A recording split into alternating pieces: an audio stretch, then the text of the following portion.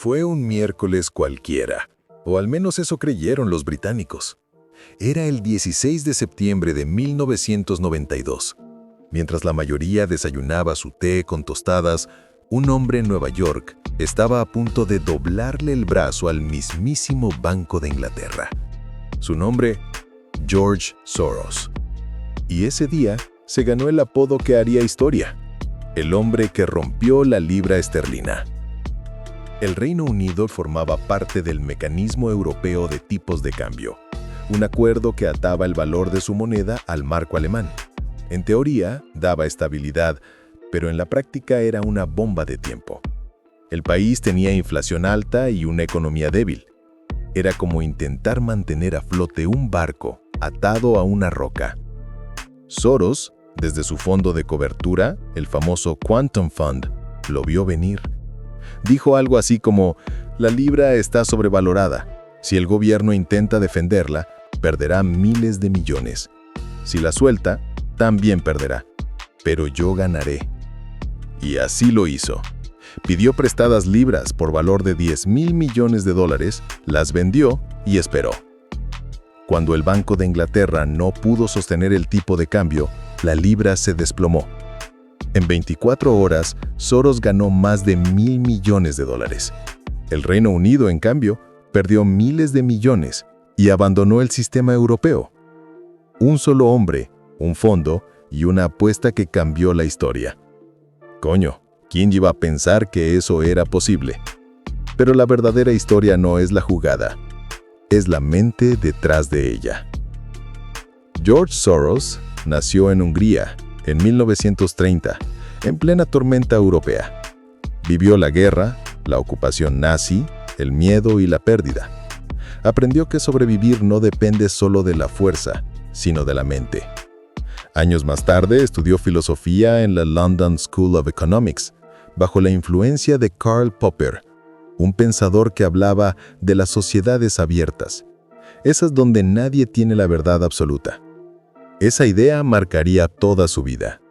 Pero lo que lo haría legendario en las finanzas sería su teoría de la reflexividad.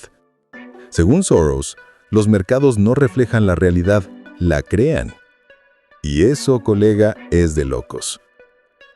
Cuando los inversores creen que algo subirá, compran. Y esa compra masiva hace que suba. Cuando creen que caerá, venden y eso lo hunde. La percepción humana se convierte en una fuerza económica real. Eso es la reflexividad, cómo lo que pensamos puede alterar la realidad. Por eso Soros no era simple un analista, era un psicólogo del dinero. Mientras otros miraban gráficos, él miraba emociones. Veía al mercado como un ser vivo, lleno de miedo, esperanza y codicia. Y lo más curioso es que no se creía infalible. Decía: cuando me duele la espalda, sé que algo anda mal con mis inversiones. Su cuerpo era su termómetro, su mente, su radar. En el fondo, Soros no solo jugaba con el mercado, jugaba con la mente colectiva del mundo. Y cuando entendió ese poder, decidió usarlo más allá del dinero. En 1979 creó la Open Society Foundations, una red de fundaciones que promueven la democracia, la educación y los derechos humanos. Hoy actúa en más de 120 países. Ha invertido más de $30,000 millones en proyectos sociales.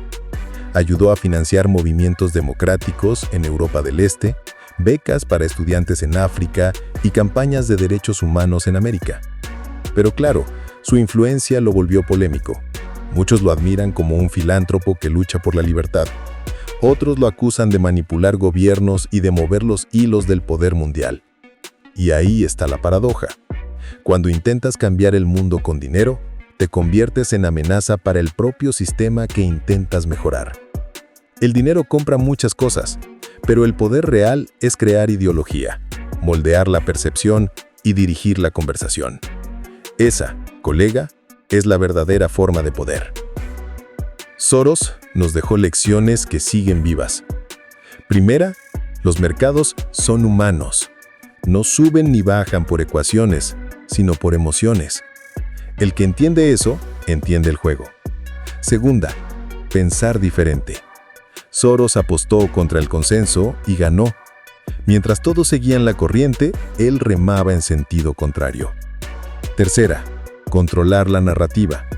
Hoy la narrativa se construye en redes sociales, titulares y emociones instantáneas. Quien la controla, tiene el control del capital. Cuarta, la gestión del riesgo.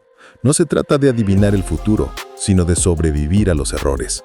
Soros siempre sabía cuánto podía perder antes de actuar. Y esa, colega, es una de las lecciones más valiosas del dinero. Y quinta, su filosofía. El dinero solo sirve si te da la libertad de pensar. No se trata de tener, sino de entender, de usar el dinero como herramienta para la independencia mental. Y eso nos lleva a una pregunta brutal. Si Soros logró todo esto con intuición humana, ¿cómo sería hacerlo hoy con inteligencia artificial? Imagina un Soros moderno con acceso a datos, algoritmos y aprendizaje automático. No una máquina que compra y vende, sino un cerebro digital que analiza millones de señales en segundos, noticias, redes sociales, búsquedas, emociones. Hoy los grandes fondos ya lo hacen. Usan inteligencia artificial para detectar el sentimiento del mercado, es decir, el estado emocional colectivo. Si las redes muestran miedo, venden. Si muestran euforia, compran. Es la reflexividad convertida en algoritmo. Y aunque suene impresionante, también da miedo. Porque ahora, en lugar de intuición, tenemos manipulación programada. Un rumor bien dirigido, amplificado por AI, puede colapsar un banco en minutos.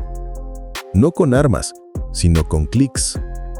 Por eso el campo de batalla ya no son las monedas, sino las percepciones. Y ahí es donde entra la ética. Porque la AI puede ser una herramienta de análisis o una máquina de caos. El futuro de las finanzas no pertenecerá al más rico, sino al más consciente. Al que entienda que el verdadero valor no está en ganar, sino en comprender. George Soros lo entendió antes que nadie. El dinero no es el fin, es la herramienta para pensar libremente, para decidir con criterio, para no ser arrastrado por la masa. ¿Y tú, colega? Puedes hacer lo mismo. Empieza con pasos simples pero poderosos. Crea tu fondo de emergencia, 3 meses de gastos básicos, en una cuenta separada. Invierte de forma pasiva, poco a poco, sin prisas. Usa la inteligencia artificial como aliado, no como muleta. Y sobre todo, piensa como estratega. Antes de moverte, pregúntate, ¿qué cree la mayoría y qué estoy viendo yo que ellos no?